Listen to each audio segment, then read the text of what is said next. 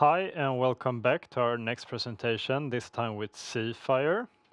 We have with us in the studio CEO and founder Johan Bernhardssten, who will present the company, and afterwards we will follow up with a shorter Q&A. Myself, my name is Max Bacco, and I am an equity research analyst here at ABG. And with that said, Johan, please go ahead with the presentation. Thanks, Max, and thanks for being here. Just a short introduction to Seafire. Seafire is listed on Nasdaq First North. We are a company with twofold business agenda. One is M&A-driven growth, acquisition of SMEs in niche markets. And secondly, we have a true value-add approach for achieving growth, organic growth. We have 11 companies in our portfolio. We made 2 acquisitions this year, 2022. We are looking especially for M&A targets with revenues of 50 to 200 million in sales, Swedish entities. We have a prudent buy and hold strategy.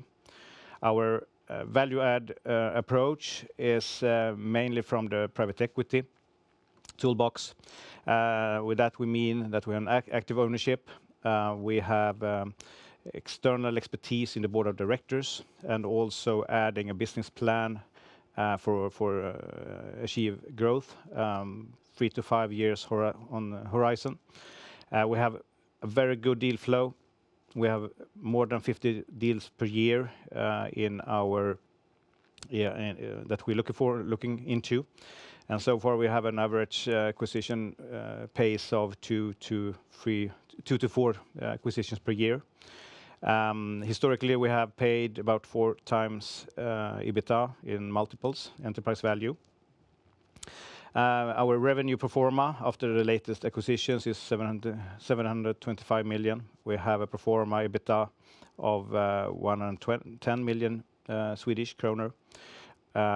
In last year, in 2021, we had organic growth of 8%. Pro forma, we achieved 10%. And with that said, we have a very good year, 2020, with 24% organic growth. If we look into our portfolio, we have 2 business segments. One is industry, and the other is retail and services. We have a diverse portfolio where those 11 companies in different markets, in niche areas. More than 50% of the portfolio is, we call it construction supplies. That is supplying building construction or manufacturing of vehicles like car and trucks. So that's a main target for our current business. And also when we look at new companies in the M&A agenda and work. The EBITDA split by portfolio, we have 3 companies serving about 50% of the EBITDA. It's Bara Mineraler, it's Turagen and Färgen, and also Pexemek. And this is by December last year. We are looking at companies with a defined selling point, unique selling point, which means that they potentially can have a higher price serving the market with more value-added components and services. And with that, we also see that we can have a higher profit margin than competitors. If we go into the team, I started this from scratch in 2016. That's 5 years ago. My background is from private equity. I worked in Capman, a Nordic private equity group. Especially my background is within healthcare, both from venture startups, but also M&A and LBO side. And then I started Seafire in 2016. Jakob Persson started a month ago as new CFO. He has a background from Ambea, head of business control and IR, and is now the group CFO.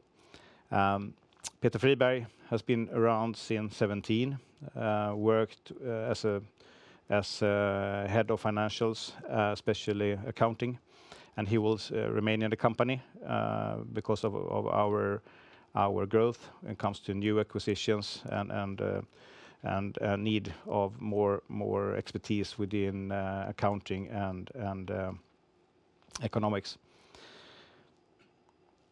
The board of directors, Lennart and Joachim, has been around from the start. I have experience with them 20 to 10 years ago.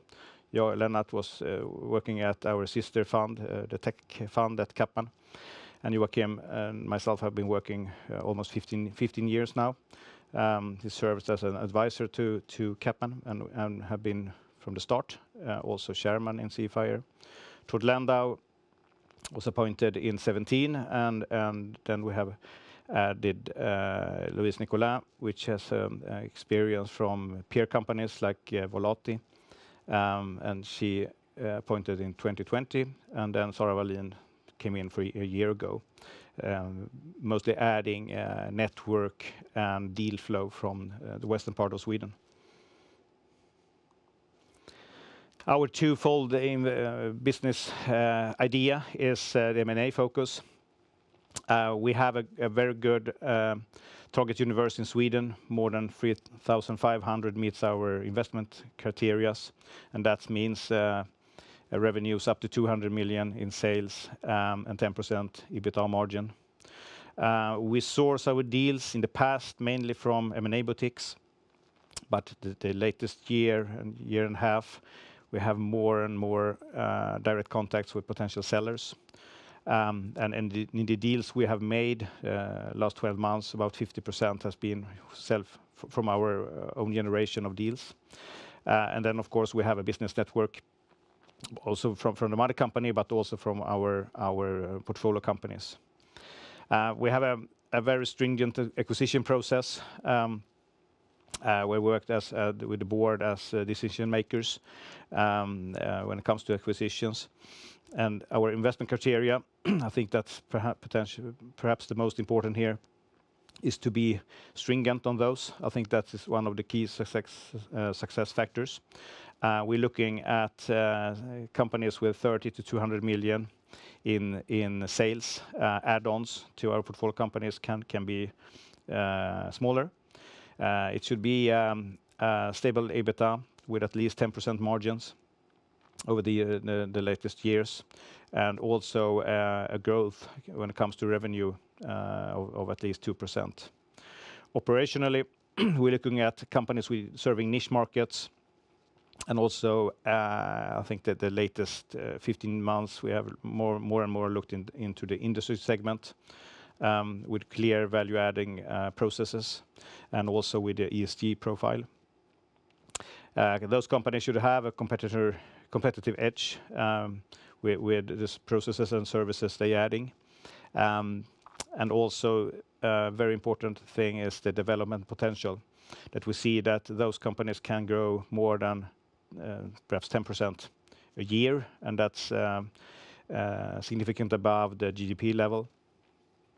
And also there should be management continuity or succession in the companies we acquire. If there's no succession in place, we can add that, like in Ludafarm. So we see that we from day one can serve the company with the senior executives that drive the growth and the development going forward. The other part that is really important for us is to achieve organic growth. Our target is, as I said, 10% per year. And we have been on that level the latest 7 years in our portfolio companies. I will come to that a bit later. One thing is the leadership. We have a decentralized model with local management teams and local boards. We're adding resources from our business network when it comes to add industry experts. Like in Toragin, we have appointed Los Vrebo. He was former head of manufacturing at Volvo Cars, and also MAN. in Germany.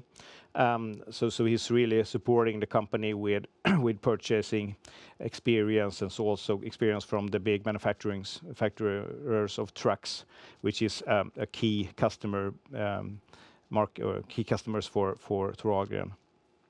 The other thing is strategic governance. We always serves in the board of directors ourselves, from the team. And also we are adding KPIs in each portfolio companies with targets and monthly follow-ups, but also with business reviews 2 times a year to see really the plans we have set in place and the achievement so far and any adjustment from that. Also, development is of course very important. We looking into group synergies, and that does not mean integrations between companies or mergers, but more of shared resources that you have purchasing managers that serves that take advantage of a colleague in a group company. We're also looking into to find M&A targets for our portfolio companies also to grow, not just with the organic growth, but also with M&A activities. And then we have administration. We're starting up the ECG monitoring and targets for that. That's really key going forward for us, and that we believe that could be an advantage when reaching out to new customers. All in all, this boils down to a business plan in each company to establish further growth. We have targets of 10 to 20% growth in the various companies. Some of the companies, like in Inga, can grow faster than perhaps Peximec, which is a manufacturing company. And with this plan, we're setting resources, adding key personnel resources to the companies, new initiatives with the new markets and perhaps new products. So this is our internal process in order to achieve this organic growth and increased profit levels. If we go to the historical performance, you see to the left here, we have the pro forma revenues. We have a CAGR of slightly above 10%. And 18, which was a very good year for Linguacom, so that was the increase there. Otherwise, we have been step by step have increased the revenues over the years, and also the EBITDA level have been between 12 to 15%. 15% was achieved in 2020. It was especially Nordbutiker, which had a fantastic year. And this year, it was harder to get the stock of products in place in time. So therefore, we were back to 12%. Our all our target is to have at least 10% EBITDA level, and this CAGR is 11%, so we are above that currently. If we look at last year, which was a bit of breakthrough on different levels here for Seafire, we had organic growth slightly below 10% in our portfolio, and that's mainly Nordbutiker that had some negative growth due to the stock of goods situation early last year. Pro forma, we achieved 10%. We have invested a lot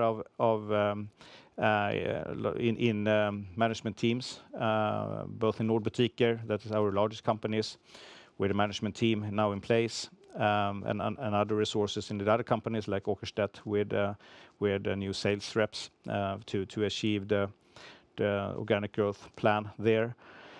Also, we have expanded portfolio by 4 companies, Toragren, Färgen, Bara Mineral, and Peximec. On the capital market side, we made a refinancing of the at that time the current credit we had with Kreditfonden, and raised 200 million to replace that. And then we have made a couple of tap issues in September and December. Our interest had gone from 12% down to less than 7%. So that's the main achievement, I would say. And also we have strengthened the equity side. Creades entered as the first investor a year ago, really institutional investor. And then we have made a number of directed issues, both to sellers of companies, but Aktier that came in June, and then in September we raised 110 million with Berenberg, Creades, Clients, Aktier as main investors. So really built the footprint going forward to achieve the long-term growth plan. So we have that now in place. If we look into the key events last quarter, Q4, we had a very good organic growth with 33%. So that was really what we have talked about a couple of quarters last year that came in last quarter. Still we have some bottlenecks, especially with lead times at our customers. So they have not streamlined their production processes. So that have dampened the growth a bit.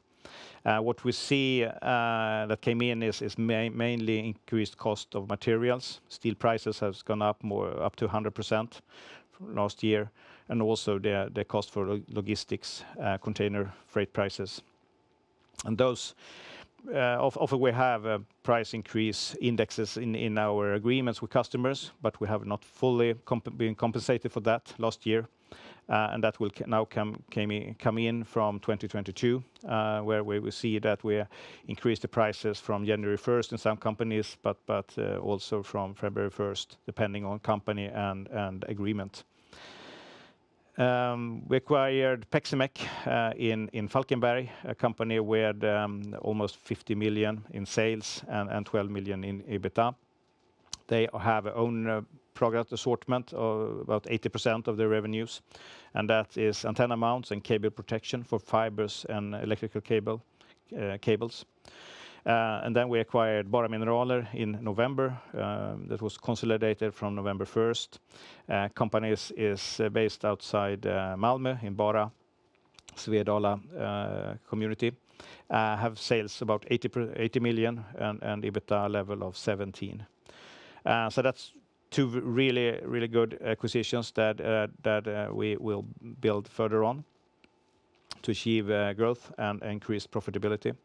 We made a tap issue of 100 million, which was oversubscribed, and also in that situation we made a written procedure to increase the bond framework from 300 to 600 million, and that was a good achievement in that market, I would say.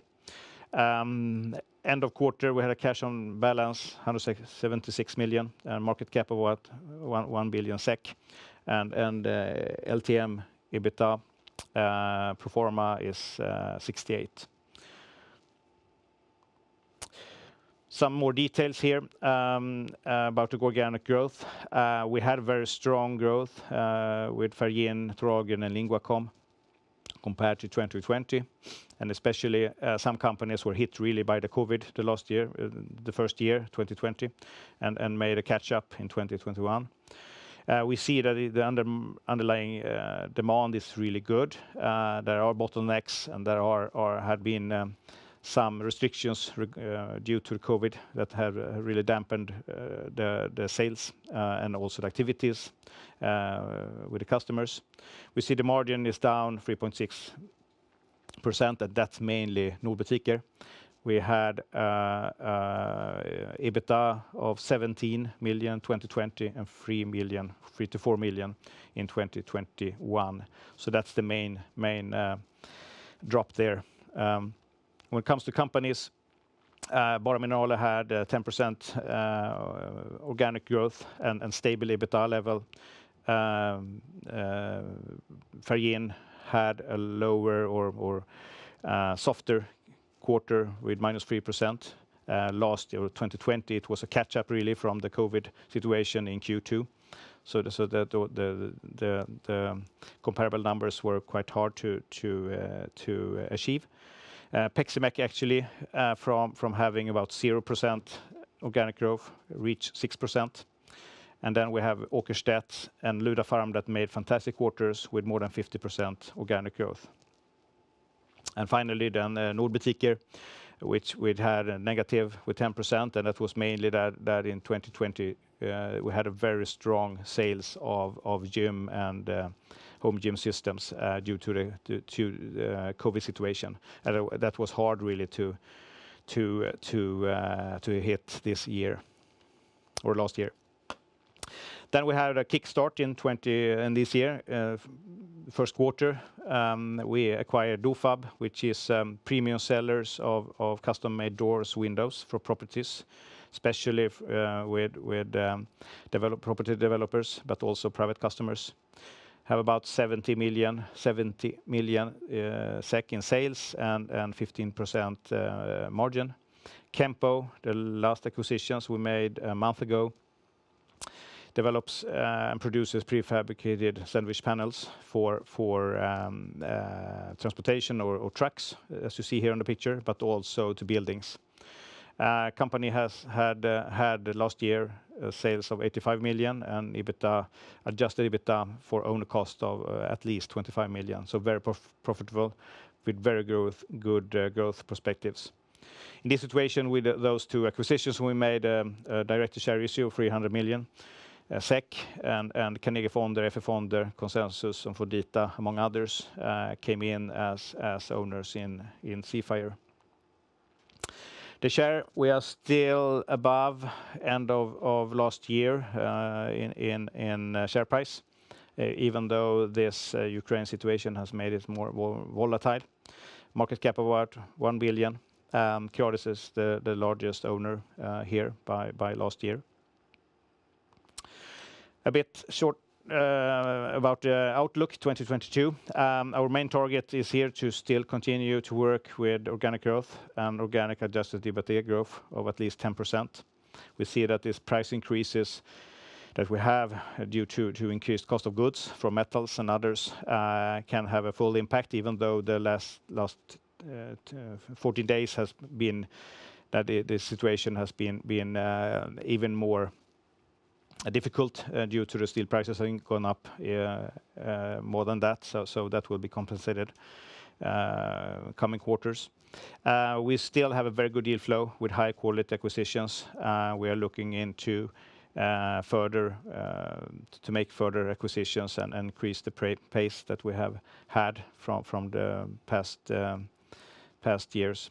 And also we are looking now into the debt refinancing of the bond to have a flexible structure and perhaps lower interest rate. Yes, that was it. Yes, thank you very much, Johan, for the presentation. And now we have a few minutes for some Q&A.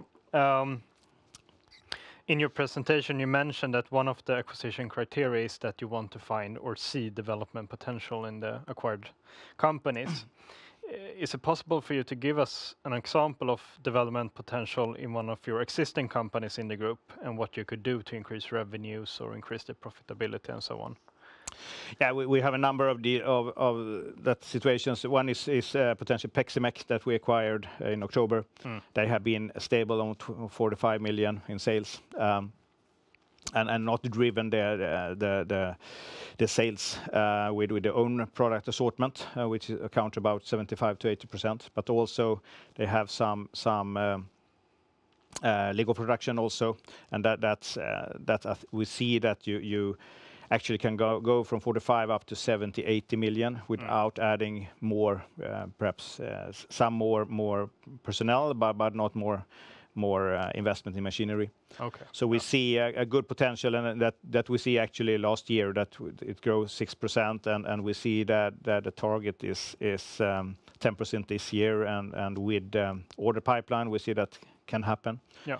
What we see in next step is perhaps adding a sales rep there during this year in order to have more customer contacts and really drive your own P&L rather than be taking orders. Yeah. So that is one example. Bara Mineraler, which has grown 10%, we continue on that pace. We see a lot of potential there. So some companies we're looking into how they work and add some ingredients in order to achieve growth in the short term, but also long term. Others we just support with the business plan they have. Yeah. So it could both ways, depending on which company we're looking into. Yeah. And one of the companies, you mentioned it during the presentation, Lingua.com, in February this year, you announced several contracts within translation interpretation with an annual order value of some 30 million. What explains the great momentum in that company? I believe that we had a difficult situation in 19. We lost one of our main, or we lost the position in one of our main contracts with Kammarkollegiet. That made it, you have to do it bottom up, quality, service minded, look at each agreement that you're profitable. Yeah. And also so invest in the personnel. That's the key there. And that it takes some time before you see the result of that. We saw some sign in 2020, in 2021. We had a good momentum. But this year, or from Q4 actually last year, we're taking all of the deals out there, agreements actually. Yeah. And that's really to the management team. They have fine-tuned their service concept, but also been very successful in also presenting this to the purchaser or the perhaps the county council or the government company. So I believe that it's we see the investment we have made a number of years and really the output of it. So it has been really successful actually in taking those agreements from competitors. So we see that will continue going forward. Yeah. I think it's a lot of business culture also in that company, and that you can't really. It takes some time to set it and develop it. But we were having small new deals. We had one of less than 1 million yesterday, so it comes gradually. The new deals, but also you have to take care of it. So I mean, I think we could go up to perhaps 100 million this year. But that's perhaps a big step, but I think we will manage it. But you have to be very close to customers and serve it, because they have to recognize you as a premium supplier of these services. Yeah. But they're doing a really good job. Yeah. Great. I think unfortunately we are running out of time. Very, very nice to listen to you, Johan, as always. Thank you for joining us here today and telling us about Seafire. Thank you. Thank you.